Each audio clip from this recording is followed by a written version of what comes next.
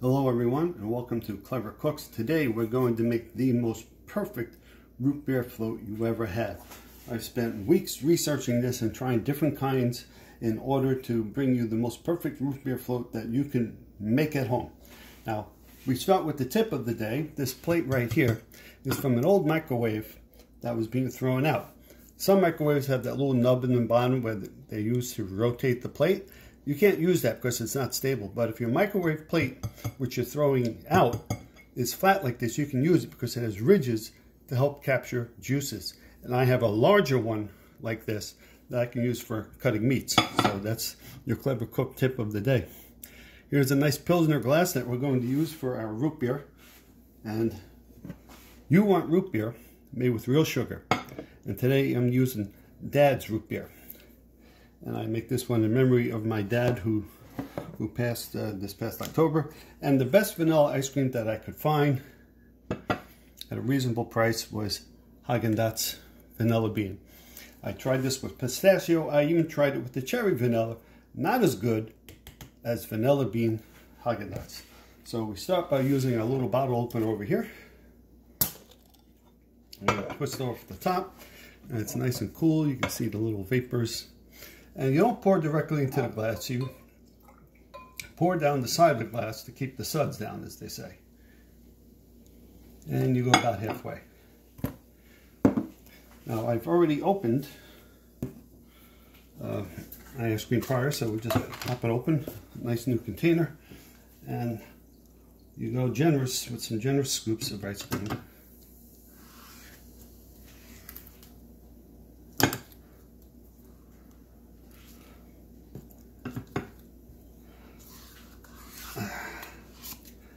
I like to use about 4 scoops. And that's our Häagen-Dazs. We got a little more root beer that you can pour and see when you get spills. That's why you like a little dish like that. Now, for our whipped topping, there are 2 different kinds you can try. I've obscured the store brand here, but I discovered Lucerne Heavy Whipped 36% milk fat is the best one. I've tried this one last week.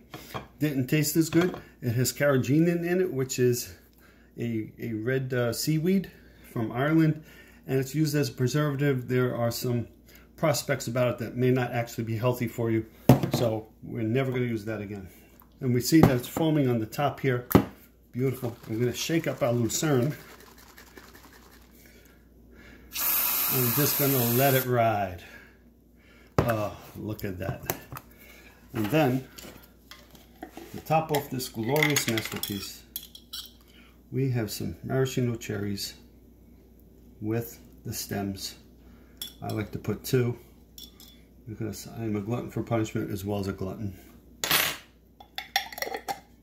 And to top off your little masterpiece here, what you want is a little straw, a little spoon tip on it, and you push that in. Make more of a mess, and your regular spoon for when you want to scoop out the ice cream. So let's start with a little taste. The whipped cream, it's light, it's airy, it's got a nice vanilla flavor. Well, little suds in here. Perfect.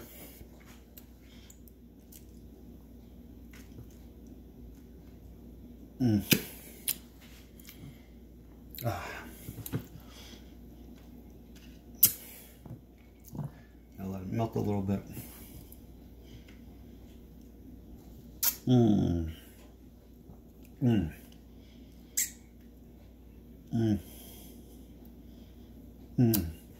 You can really taste the vanilla and the root beer and the whipped cream all come together. We try a little cherry here.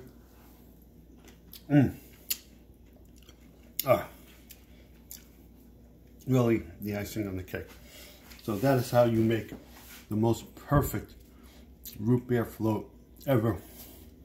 If you got a better one, let us know and I'll make it. Have a great time. Please subscribe and thank you for watching Clever Cooks.